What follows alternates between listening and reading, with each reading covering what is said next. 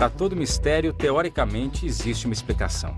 Todo objeto veio um dia de algum lugar, pertenceu a alguém. Nossa missão como detetives da história é chegar nas versões reais. Em casos de norte a sul do Brasil, vamos mergulhar em universos estranhos, períodos nebulosos da história.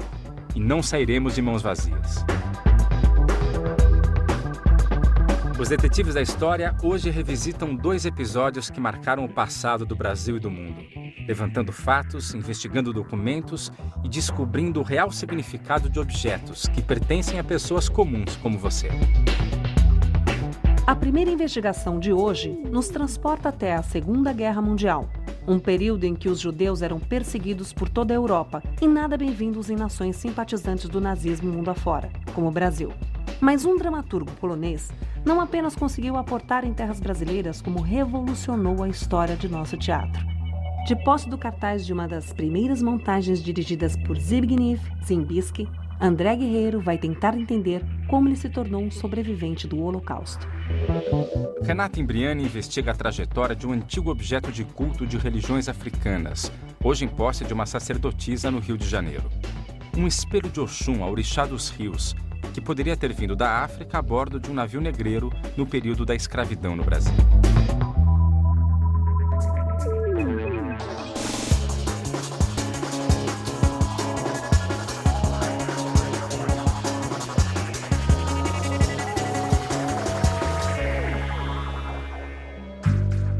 O cartaz de uma das montagens teatrais mais importantes do Brasil me leva hoje a um caso que envolve a política externa do governo de Getúlio Vargas. Apesar do Brasil ter mantido suas portas fechadas para imigrantes judeus nessa época, muitos foragidos da Segunda Guerra Mundial vieram parar no Brasil. Um desses imigrantes, Zbigniew Ziembinski, diretor e dramaturgo de origem polonesa, acabou exercendo papel fundamental na renovação do teatro brasileiro. Mas como será que ele veio parar aqui? Sou André Guerreiro, detetive da história. Vou agora me encontrar com a atriz Nissete Bruno, que trabalhou com Ziembinski no passado, para entender um pouco mais sobre este caso. Nissete, como foi trabalhar com Ziembinski? Foi uma coisa extraordinária. Foi a oportunidade que a vida me deu de enxergar a amplitude do teatro. Eu me lembro quando entrei naquele palco do teatro ginástico e que vi aquela figura masculina bonita, aquele homem com um olhar penetrante, com a mão muito grande que pegou na minha e disse para mim assim: "Você é pequenina?" E me levou para começar a explicar o que eu teria que fazer no teste. E fui chamada para fazer a segunda peça da minha vida, que era O Anjo Negro. A atriz Nissete Bruno me contou que começou a trabalhar com Ziembinski quando tinha apenas 15 anos de idade. A genialidade do diretor era tamanha que para Nissete foi o melhor início de carreira que ela poderia desejar. Ziembinski tinha uma forma extraordinária de transmitir para os atores uma essência de representação para que nós pudéssemos tirar um potencial, às vezes até desconhecido, de cada um de nós. E ele era muito rígido, ele exigia uma disciplina de trabalho, mas também tinha muito bom humor. O que você quer descobrir, Nissete? Olhando esse programa do Anjo Negro, aguça a minha curiosidade, uma coisa que eu sempre tive vontade de saber e nunca tive oportunidade, inclusive, de pesquisar. E eu queria muito saber como Ziembinski veio para o Brasil. Como ele conseguiu chegar aqui no momento de portas fechadas politicamente aqui no nosso país. Acho fascinante o caso, Nissete. E a próxima vez que eu voltar aqui no Teatro Ziembinski, eu volto com uma resposta. Ai, que bom! É realmente intrigante. Segundo Nissete, todo mundo sabia que Ziembinski era judeu. Mas como ele veio parar no Brasil em tempos da política antissemita de Vargas? Quando o país estava não só de portas fechadas, como expulsando judeus. O primeiro passo nessa investigação é levantar mais informações sobre o Ziembinski. A Funarte, no Rio de Janeiro, tem um acervo com um bom material sobre ele. É para lá que eu vou agora. Vou aproveitar para conversar com o historiador e diretor do teatro, Antônio Gilberto. É possível que ele me dê boas pistas para iniciar a investigação. Gilberto, como é que o Ziembinski veio parar no Brasil? Olha, ele vem fugido da guerra, né? Um período da Segunda Guerra Mundial, um período extremamente difícil. e complicado, né, para os artistas. Ele tenta ir para os Estados Unidos e o navio vem parar no Brasil. O plano não era vir para o Brasil? Não, o plano não era fugir para a América, mas não o Brasil em específico, né? E o fato dele desembarcar aqui aos 33 anos, já consagrado como um grande diretor na Polônia e na Europa, fez o nosso teatro sofrer uma grande transformação, né? O teatro brasileiro moderno é determinado pela montagem de Ziembinski ao texto de Nelson Rodrigues, Vestido de Noiva. Vestido de Noiva foi um marco. Revolucionou os costumes do teatro brasileiro ao experimentar efeitos de luz frutos de muitos refletores. Outra inovação foi ter dividido a cena em 3 planos distintos: a realidade, o passado e o delírio da personagem, criando novas possibilidades cênicas para o texto. Anjo Negro, você tem alguma informação dessa Olha, montagem? foi uma montagem também muito importante. Em Anjo Negro ele aprofunda essa estética expressionista, essa luz muito focada, né? Muito recortada, que dá um clima muito especial à montagem, né? O historiador conta que Zimba, como era carinhosamente conhecido, acabou por virar uma figura polêmica. No seu método de direção enérgico e perfeccionista, exigia o máximo dos atores ao longo de extensas horas de ensaio. Sua energia e vitalidade invejáveis o levaram à Rede Globo, onde entrou em 1970. A ele são atribuídas a forma revolucionária de encarar as artes cênicas e o aumento da qualidade das atuações. Ziembinski ele vem gabaritar no sentido de proporcionar uma maior qualidade de forma geral ao fazer teatral brasileiro. Aqui na Funarte consigo examinar itens pessoais do diretor, como fotografias e piteiras. Ainda resta um cheirinho de tabaco. Entre a documentação de Zimba, acho também seus documentos de identidade, título de eleitor e cadernetas polonesas. Mas nada tão precioso quanto um depoimento do próprio Ziembinski. Que informações podem estar ocultas há anos neste depoimento? Será que ele poderá me revelar como um judeu polonês poderia ter entrado no Brasil antissemita? Será que ele relata como conseguiu ainda fugir das perseguições na Europa?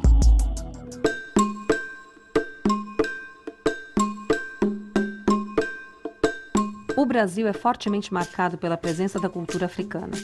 Somos o país que mais abriga negros fora da África. Cultos, música, dança, idiomas, costumes. A influência está em todo lugar.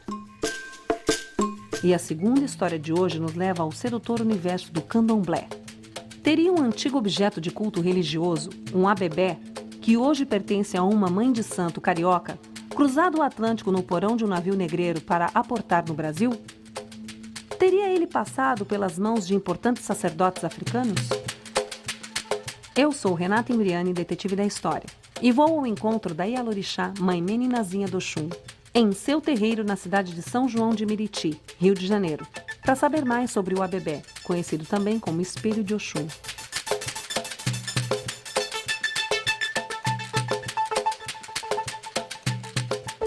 Mãe meninazinha, para mim é uma honra estar aqui com a senhora. Para mim também é uma emoção muito grande recebê-la. A gente é acostumado com os detetives que vinham nos prender, nos tirar nossos objetos, e a sua missão é outra. Qual a trajetória desse abebé dentro da sua família?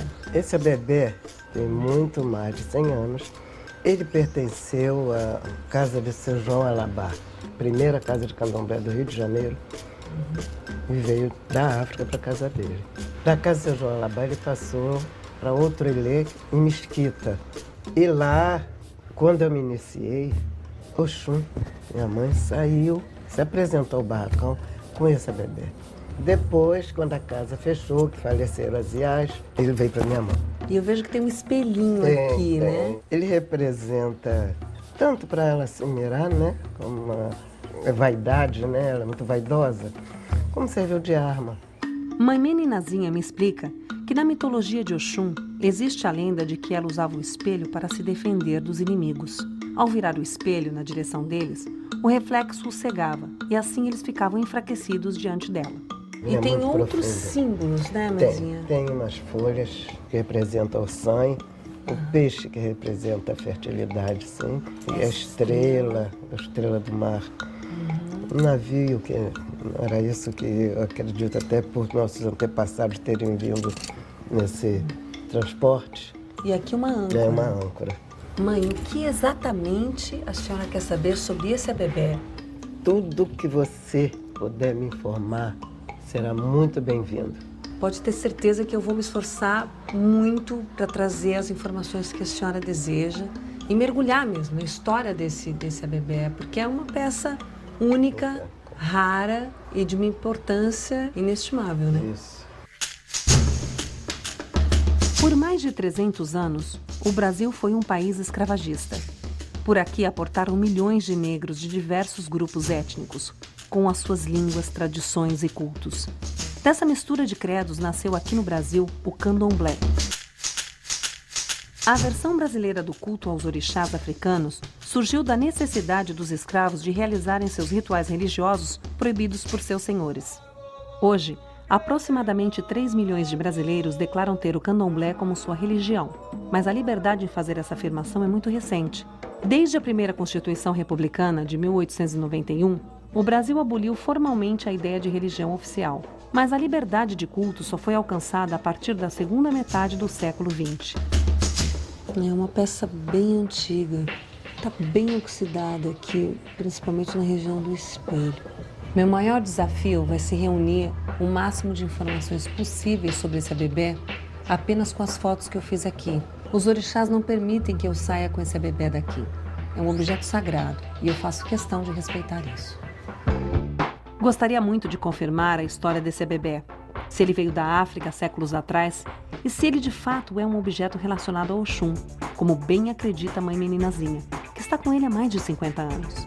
Será que ele pode ter atravessado o oceano da África até aqui para enfim chegar nas mãos de mãe Meninazinha? E mais, será que ele participou de antigos rituais no Brasil escravagista? Será que ele esteve presente nas primeiras cerimônias de candomblé do país?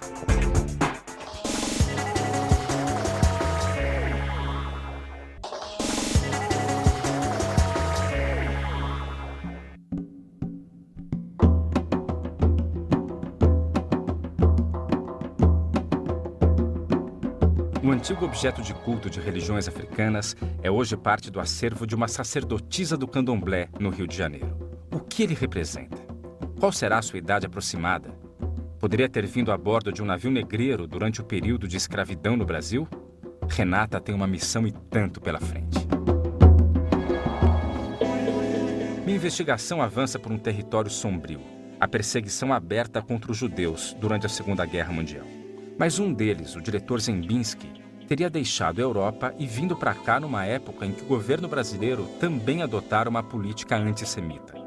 Zembinski mudou a história de nosso teatro e até os dias de hoje é celebrado como um ícone das artes cênicas brasileiras. Mas como ele conseguiu ocultar sua identidade e escapar dos campos de concentração nazistas na Europa? Como ele entrou no Brasil de portas fechadas para os judeus? A conversa com Antônio Gilberto, diretor e historiador da Funarte, não só me fez saber mais sobre o grande diretor, como rendeu a descoberta de um depoimento fundamental de Zembinski sobre sua vinda para o Brasil. Hora de ouvir o Zimba. Durante esse tempo todo que estava na França, todo mundo e eu queria ir para algum lugar. O problema era sair da Europa, era sair de lá. Zimba diz que durante a guerra, quando estava na França, todos ao seu redor queriam fugir dali. A dificuldade, porém, era imensa. Os judeus eram perseguidos de todos os lados. Eram vistos como espiões, como elementos indesejáveis a serem destruídos.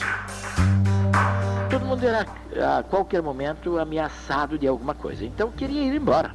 Queria entrar em qualquer lugar onde se pudesse colocar para poder ir embora. A voz de Zembinski segue dizendo que quando se ouvia um boato de que alguma embaixada concederia vistos, todos corriam e filas de 300, 400 metros se formavam. Ali eles eram vítimas de humilhações por parte dos soldados franceses. Na maioria das vezes à toa, já que dificilmente se via sequer a cor dos vistos. Em dado momento do depoimento, ouço um trecho que me chama ainda mais atenção. Até que de repente se ouve que existia um Dom Quixote que se chamava embaixador Dantas, que disse o seguinte: abre a porta da embaixada, eu vou dar vistos diplomáticos. E deu. Eu acabei de descobrir que o Zembinski de fato veio para o Brasil numa luta desesperada para fugir da Europa e que foi necessária a intervenção de um embaixador brasileiro para que se garantisse a entrada dele aqui. Minha investigação começa a tomar corpo. Ao menos já tem um nome a seguir. Mas que medidas isoladas de um diplomata brasileiro poderiam fazer a diferença na vida de um refugiado judeu em plena Segunda Guerra? Afinal, qual era o posicionamento político do Brasil? De que lado da guerra estava o governo Vargas? Vargas foi talvez nosso mais emblemático presidente. Responsável pelo fim da República Velha, período marcado pela disputa de poder entre oligarquias agrárias que pouco desenvolviam o país, ficou para a história como uma figura controversa. Pai dos pobres e renovador do Estado brasileiro para uns, e ditador demagogo e assistencialista para outros. Ideologias à parte, fato é que Vargas foi uma importante figura da política brasileira, perpetuando uma herança que dura até hoje. Os anos 40 foram o começo da ruína de Vargas, que culminou em 1958 com seu trágico suicídio. Ao mesmo tempo em que ele ditava uma política interna de extrema-direita, se assemelhando muito à orientação adotada nos países fascistas, seu Estado Novo foi forçado pelos Estados Unidos a entrar na guerra contra esses mesmos países, representados pelo eixo. Criou-se então uma contradição política que alimentou os inimigos de Getúlio. Vou agora até o Museu Militar Conde de Linhares para tentar entender até que ponto o governo Vargas foi realmente hostil aos judeus.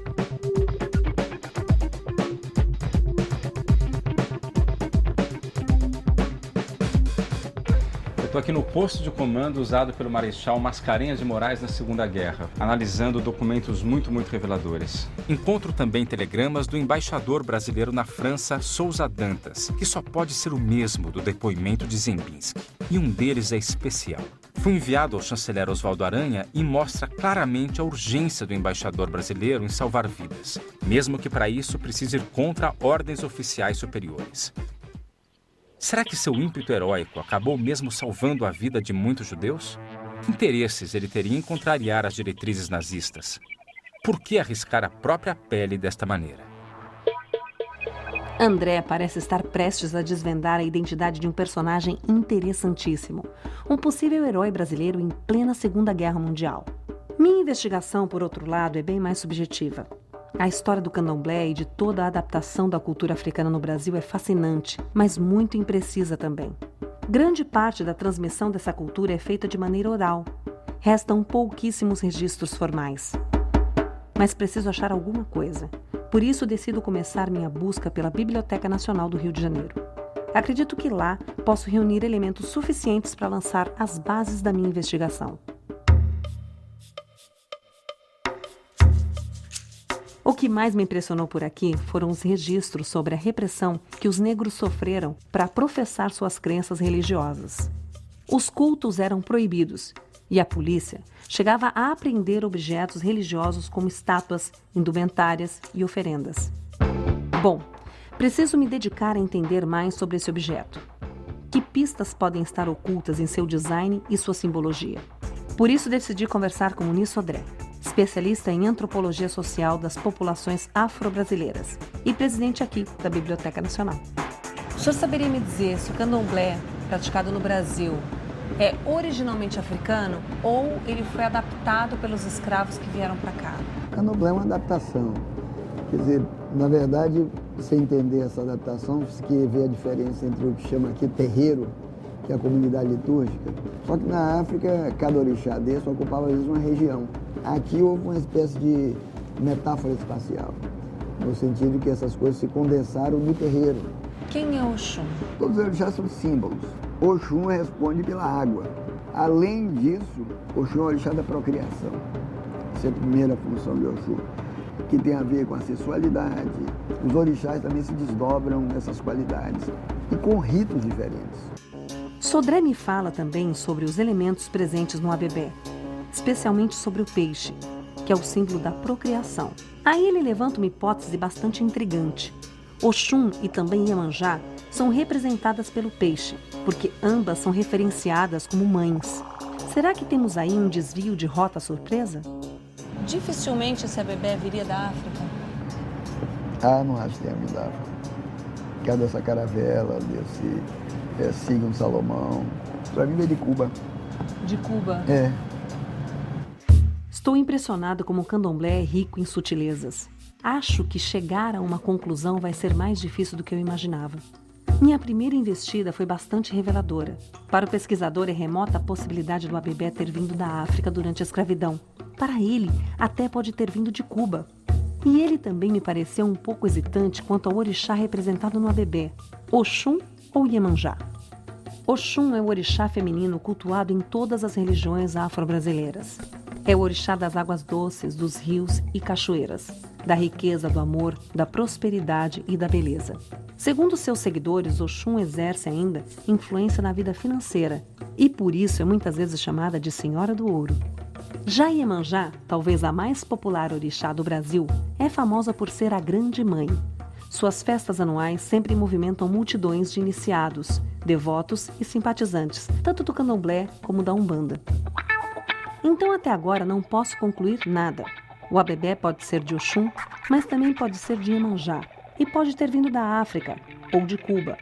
Seguindo o conselho de Sodré, vou agora encontrar o professor Álvaro Nascimento, do Departamento de História da Universidade Federal do Rio de Janeiro. O professor Álvaro é especialista em tráfico negreiro. Ele talvez possa me ajudar a esclarecer uma das minhas maiores dúvidas. Conseguiriam os escravos reclusos em navios esconder um objeto pessoal durante toda a longa travessia da África até o Brasil? Os navios que transportavam os escravos, eles vinham por onde aqui? Os navios vindo da África, depois de 30, 40 dias, sacolejando por esse mar adentro, né? Mal acondicionados, né? Entre eles, mal alimentados, com doenças, que geralmente se perdia entre 20% a 5% da carga. Então, quando esses navios chegavam aqui na garganta da Baía da Guanabara e entravam por aqui, quando eles desembarcavam os escravos na Praça 15, você imagina a situação em que deplorável em que esses homens e mulheres e crianças chegavam ao Rio de Janeiro. E mais ou menos quantos escravos vieram nesse período para cá? Não há relato no mundo de um país que tenha importado tantos escravos quanto o Brasil. Muita gente. Em 3,5 milhões, 3,6 milhões, estimativas mais tímidas, né, e antigas. As mais modernas chegam a 4,8 milhões, 5,5 milhões de escravos. Você acha que é possível que alguns desses escravos tenham trazido objetos religiosos para cá? Praticamente possível, ou muito difícil, porque navio era construído para trazer gente. Eu tenho duas possibilidades de entendimento. Uma delas, que um desses, por exemplo, tripulantes, pudesse ter trazido para o Brasil. Quer dizer, não os escravos que estavam nos porões. E, em segundo, esse projeto ter sido feito aqui, porque eles eram exímios artistas na metalurgia. Então, segundo Álvaro, é quase impossível que um africano raptado de sua tribo para virar escravo por aqui tenha trazido algum objeto de valor ou de culto. Faz todo sentido. Na verdade, quanto mais aculturados eles estivessem, menor o risco de motins ou rebeliões nas fazendas. Será que, não sendo africano, ele pode ser uma cópia do original? E mais, Oxum ou Iemanjá? Que orixá o Abebé representa afinal?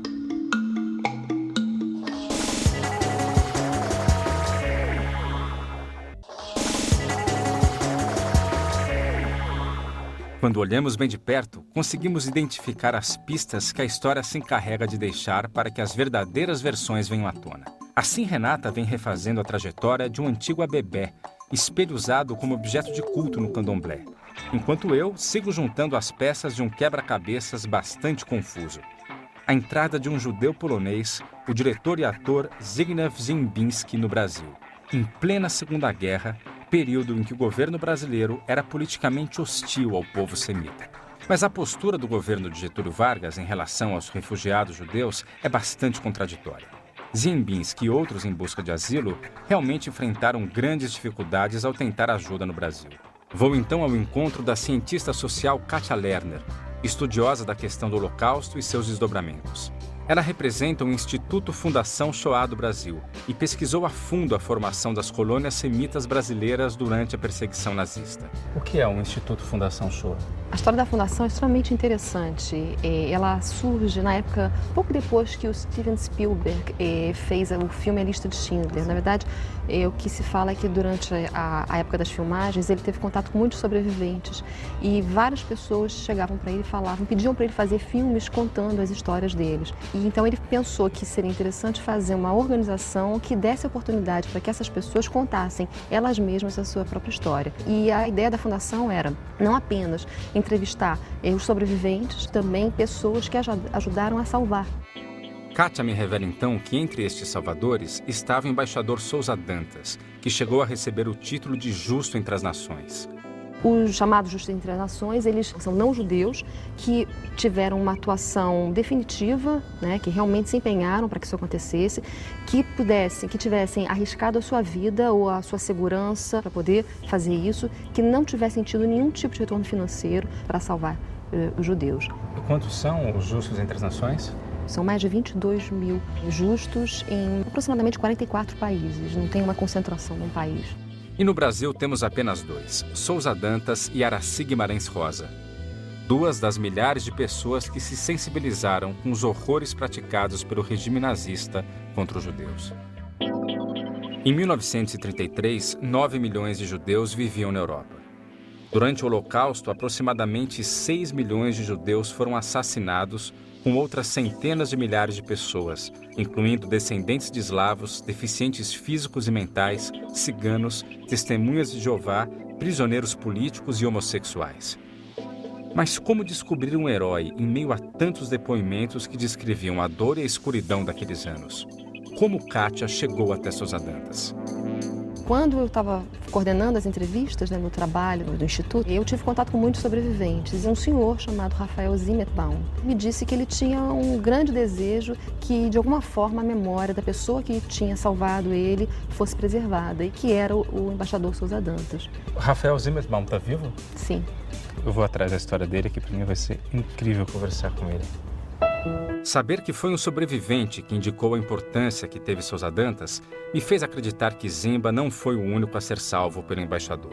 Talvez ele tenha sido contemporâneo de Zembinski e possa narrar com exatidão como foi o processo de conquista do seu visto.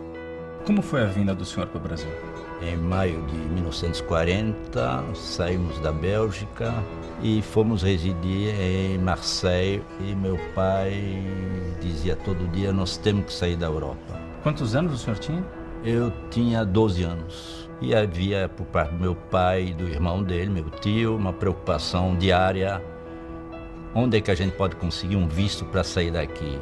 E foi quando alguém disse que em Vichy, o embaixador do Brasil era uma pessoa muito especial. Eles pegaram um trem, foram até Vichy. Ele recebeu ambos, meu pai e meu tio. Diante do desânimo estampado nas faces dos dois, ele falou sem delongas: olhe, tenho quase a convicção absoluta que eu estarei salvando vossas vidas. Eis aqui para os dois e suas famílias vistos consulares para irem até o Brasil.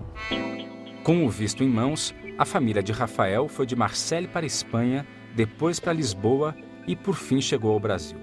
O ano era 1941 e a polícia já desconfiava dos vistos de Sousa Dantas, que eram centenas na ocasião. Zimmerbaum me diz que não teve a chance de conhecer pessoalmente o homem que salvou sua vida. E para conservar sua memória viva, fez questão de pleitear, junto ao Museu do Holocausto, o reconhecimento do embaixador como justo entre as nações. Na opinião do senhor, o que levou o Sousa Dantas a ter essa atitude quixotesca, contra a política externa brasileira, se arriscando para salvar vidas? Ele era um inconformista, um homem culto, um homem inteligente e, principalmente, ele tinha um coração deste tamanho. A explicação é essa. O Zembinski, diretor de teatro, em um depoimento também cita o Sousa Dantas como o seu salvador. Quantas pessoas o senhor acha que ele pode ter salvo? O Fábio Kaufmann, pelas suas pesquisas, condensou tudo isso num livro que tem o título glorioso de Quixote nas Trevas, porque Sousa Dantas foi exatamente isso, um Quixote nas Trevas. Para deixar seu relato ainda mais palpável, Rafael me mostra a prova de sua salvação, cópias dos passaportes com os vistos. Aqui nós temos então a fotocópia do passaporte do meu pai, aqui o carimbo do vapor Santarém, e aqui então nós temos o visto e a assinatura do Souza Dantas. Eu imagino o significado que tem para o senhor esses documentos. Ah, sim. Sem dúvida, sem dúvida. Posso ver? Por favor. Rafael instiga minha curiosidade sobre o número de judeus salvos por Souza Dantas.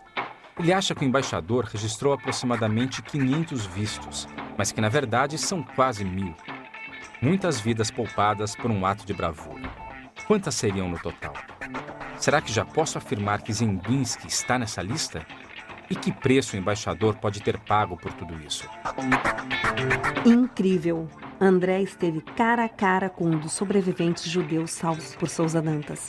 E os vistos emitidos por ele são a prova irrefutável do seu heroísmo. É realmente muito provável que o Quixote a quem Ziembinski se refere seja a mesma pessoa. Minha investigação segue baseada em poucas certezas. Na verdade, apenas uma. O Abebé de mãe meninazinha provavelmente não veio da África saqueada pelos traficantes de escravos. Mas pode ser uma cópia do original, confeccionada no Brasil. E para complicar um pouco mais, ainda existe a hipótese de ser um artefato cubano. Isso sem falar na polêmica entre os orixás Oxum ou Iemanjá, quem o Abebé reverencia. Preciso entender como os afro-brasileiros passaram a cultuar os orixás. Que objetos eles usaram para substituir o que ficou na África? Que releituras foram feitas por aqui? E só existe um lugar onde a trajetória do candomblé pode ser vista de perto. Eu vou conversar com o Emanuel Araújo, curador do Museu Afro-Brasil aqui em São Paulo, para ver se ele pode me ajudar. Será que existe um Abebé parecido com esse no acervo?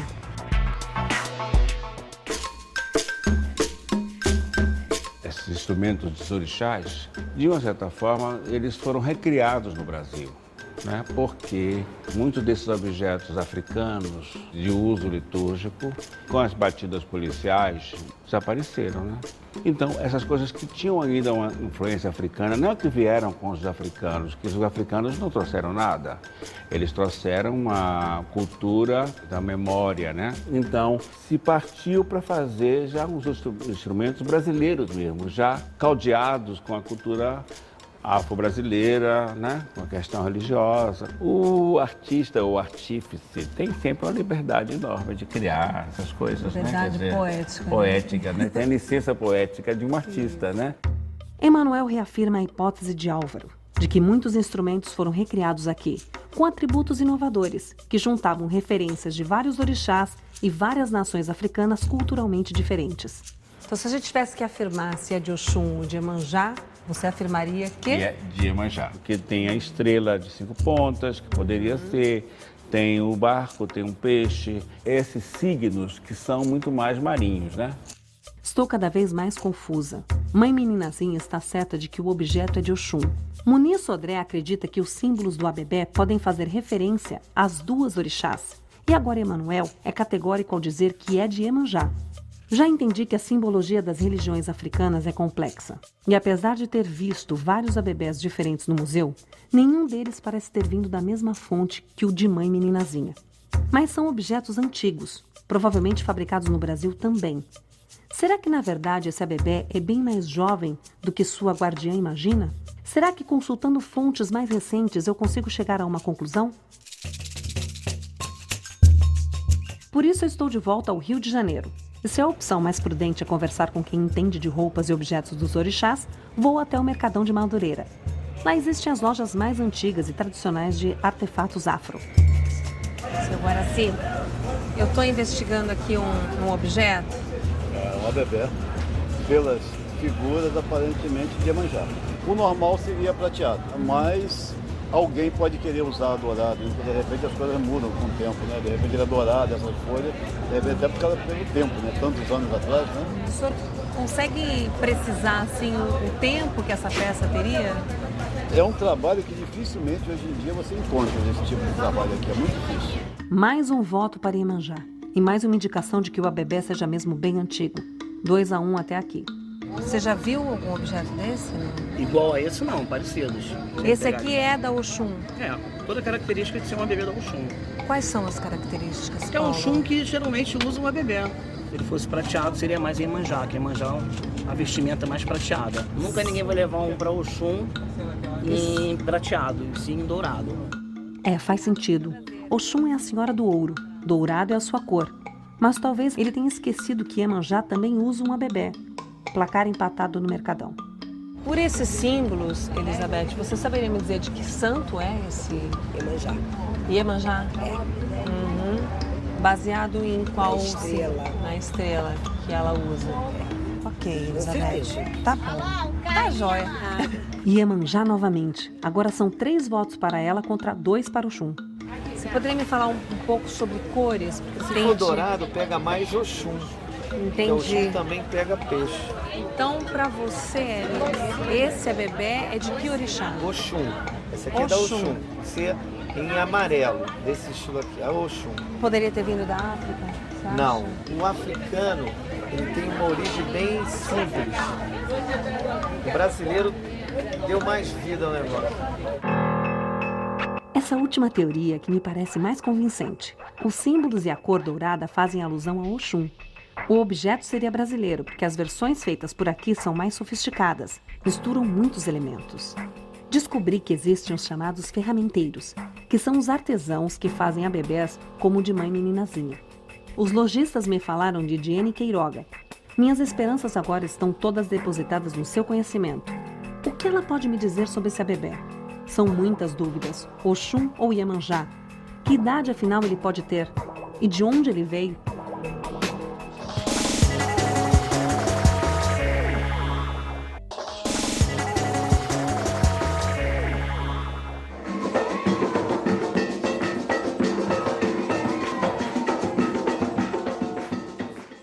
Renata Imbriani mergulhou no universo fascinante da cultura e da religiosidade africanas, através de uma relíquia cerimonial, um espelho conhecido como abebé, que hoje é guardado a 7 chaves pela sacerdotisa Mãe Meninazinha de Oxum, no Rio de Janeiro. Quanto a mim, sigo envolvido num episódio bem mais concreto, uma mancha negra na história da humanidade, a perseguição nazista ao povo judeu. Mas a boa notícia é que muitas pessoas se transformaram em verdadeiros heróis no intuito de salvar vidas, independente de sua herança genética ou religiosa durante a Segunda Guerra. E tudo indica que Zembinski, o diretor polonês que revolucionou a história do teatro brasileiro, mestre de Nicete Bruno e tantos outros atores da época, tenha sido salvo pelo embaixador Luiz Martins de Souza Dantas, uma espécie de Oscar Schindler brasileiro. Mas teria ele de fato driblado as restrições à imigração do governo Vargas para salvar vidas através de vistos ilegais, sob o ponto de vista do Estado? Quantas pessoas devem sua vida a este homem? E em que etapa de seu plano de salvamento ele teria sido descoberto? Seguindo a indicação do Sr. Zimmerbaum, vou atrás de Fábio Koifman, o historiador que teria se debruçado sobre a história de Souza Dantas após ouvir o depoimento do sobrevivente. Fábio, o Rafael Zimmerbaum me falou do trabalho exaustivo que você fez e que deu ao Souza Dantas o lugar que ele merece na história. Como é que foi esse processo? Inicialmente, a minha ideia era encontrar as pessoas que receberam o visto do embaixador. Então, eu procurei inicialmente a correspondência diplomática no arquivo do Itamaraty. E ali já tinham muitas evidências de que ele tinha salvo muitas pessoas, que sofreu um inquérito administrativo. O Itamaraty recebeu uma quantidade muito grande de reclamações do Ministério da Justiça relacionando nomes de pessoas que tinham chegado no Brasil de forma irregular com o visto do Souza Dantas. Então, estavam denunciando uma irregularidade, mas ajudaram o historiador do futuro deles para conseguir levantar esses nomes, né? Você acha que o Souza Dantas poderia ser considerado o Oscar Schindler brasileiro? O Schindler tinha algum interesse ainda envolvido. Ele, claro que não se pode dizer que foi um grande herói, uma pessoa que salvou muita gente, tem todo o seu valor. Só que ele tinha algum interesse. As pessoas que foram salvas por ele, efetivamente trabalharam na empresa dele. E o Souza Dantas não, ele não ganhou nada com isso. Muito pelo contrário. Tinha muito a perder, né? Muito a perder.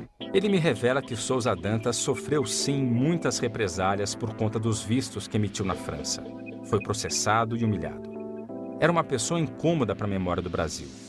Lembrar de Souza Dantas era lembrar-se do Estado Novo e da simpatia que o governo nutria pelo fascismo.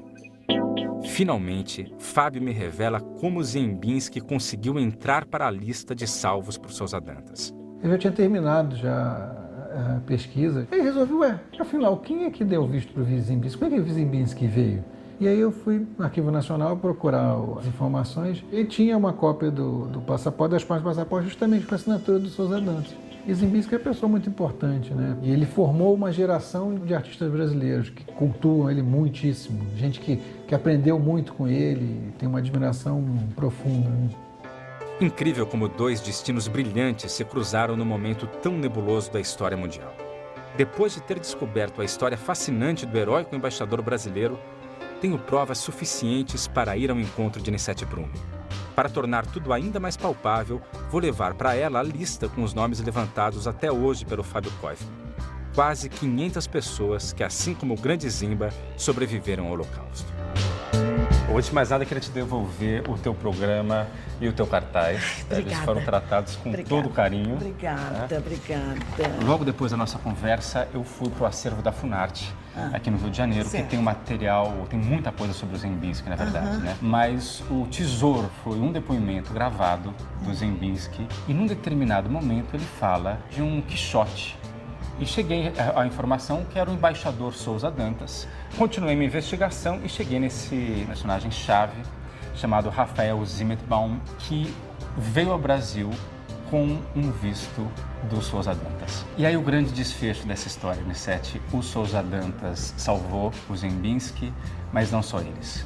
Ele salvou muito mais gente. Eu tenho aqui uma lista de 463 pessoas, vidas, que o Sousa Dantas salvou. Nessa última página, nós temos os nossos dois personagens, Rafael Zimetbaum e Ziembinski. Ziembinski está aqui. Que momento lindo da minha vida que você proporcionou. Você que proporcionou, me colocando na trilha dessa investigação. Obrigada. Eu que agradeço, Nissete. Sousa Dantas foi de fato um homem especial. Uma descoberta e tanto. Um brasileiro assim tão corajoso merece ter seu nome devidamente registrado nos livros de história. E a trajetória de Ziembinski, o grande mestre do teatro, só poderia ter um enredo incrível como esse. Minha investigação também gira em torno de dois personagens. Duas orixás poderosas, Oxum e Iemanjá. Mãe Meninazinha guarda o Abebé como um tesouro da cultura africana. Mas já sei que muito provavelmente ele foi fabricado no Brasil. Várias fontes me confirmam isso. Ela acredita ainda que ele tenha mais de 100 anos. Não consegui chegar perto de um veredito sobre sua idade. Apenas imagino que ele seja realmente antigo. Mas uma polêmica improvável surgiu no meio da investigação. Que orixá, afinal, está representado ali? Oxum ou Iemanjá? No Mercadão de Madureira descobri que existe a função de ferramenteiro. Eles me indicaram o nome de Diene Queiroga, uma especialista nesses objetos. Diene precisa examinar o Abebé pessoalmente para dar seu veredito. Por isso estou de volta à casa de Mãe Meninazinha. Diene, o que exatamente faz um ferramenteiro? Dentro da casa de candomblé, o ferramenteiro é aquele que fabrica todos os objetos rituais que são usados dentro do candomblé. E sobre essa peça, você pode me dizer o quê? É feito em latão, com um certo grau de oxidação. O latão, ele quando está polido, ele brilha igual ouro. E quando a peça é muito antiga, ela adquire esse tom mais escurecido. Diene me diz que quando um filho de santo está prestes a incorporar a entidade, ele se ornamenta com vários objetos litúrgicos do orixá. Dessa maneira, os mundos material e imaterial ficam mais próximos. Aqui tem algumas fotos africanas com a representação do Abebé, como ele é na África. Ele tem a mesma característica redonda, em forma de cabaça, de útero, mas a maneira como o metal é tratado e o desenho, o simbolismo dos desenhos são diferentes. Ele tem uma certa crueza no trato do metal, Rústico, uma né? rusticidade. Os símbolos são completamente diferentes dos tratados aqui no Brasil. E olhando essa, você vê como elas são diferentes. Você tem uma certa influência ocidental aqui. Então, ele foi feito no Brasil? Eu acredito que sim. Com as lembranças africanas? Inclusive com a passagem pelo oceano do navio, com a travessia do mar. Primeira conclusão. O Abebé é sim brasileiro e confirma a teoria levantada no Mercadão de Madureira, de que os nossos seriam mais sofisticados do que os africanos, por causa da influência ocidental. E estes símbolos, o que significam para você? Olha, aqui você vai ver o peixe, que representa sempre um Aiabá das águas. A estrela é um símbolo de Iemanjá, mas aí eu também não posso te afirmar nada em relação a... por causa da cor do metal, porque o metal é dourado, e o dourado vem relacionado ao Oxum. Então, cada orixá também tem o seu metal. A Oxum vem no dourado, a Iemanjá vem no prateado, assim, a Oxum vem no latão, a Iemanjá vem na prata, né? Mas aqui também você vai ver a flor. Tá vendo? Que são 4 pétalas, cada uma com 2, que aí vem no 8, que é um número de Oxum. Entendeu? Entendi. Então, esse é um abebé de Oxum. Eu acredito que sim. Que seja uma abebé de Oxum pela cor do metal, pelo número nas pétalas das flores, pelo peixe. E finalmente a análise técnica de Diene confirma o que mãe Meninazinha já sabia. O abebé é de latão e, portanto, de Oxum. Preciso contar tudo o que descobri para a mãe Meninazinha. Ela tem um objeto histórico muito valioso em sua casa. Oxum certamente já empunhou o abebé em um número infinito de rituais durante seus prováveis 100 anos de idade. Mas talvez ela fique surpresa ao descobrir que o abebé é uma criação brasileira. É claro que os elementos africanos estão todos ali. Afinal, as referências vieram arraigadas na identidade cultural das pessoas. Um universo riquíssimo simbolicamente. Teve que ganhar uma versão mais enxuta, que juntou muitas práticas religiosas numa só, o candomblé. Em primeiro lugar, eu queria agradecer a oportunidade que a senhora me deu de mergulhar nesse universo tão rico. E em alguns momentos eu me deparei com alguns atalhos, né, na história desse abebé por conta do simbolismo, né? Porque ele tem o peixe, a estrela, que pode também ser um símbolo de Iemanjá. Mas aí, no decorrer da história e das descobertas, ele realmente é um abebé de Oxum. Comparando com outros abebés, ele já tem algumas influências ocidentais. Ele foi feito aqui no Brasil. Essa é a nossa grande descoberta. Eu agradeço a você por ter chegado até aqui, pelo interesse pela minha história. Para mim, isso é uma joia. É a história do Brasil. Saio daqui com a sensação de dever cumprido e energizada pela atmosfera mágica do candomblé e da casa de mãe Meninazinha.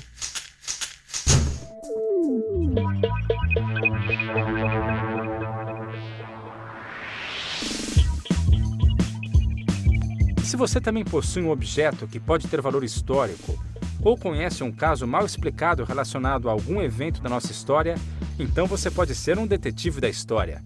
Acesse o site e conte pra gente o seu caso. Até a próxima!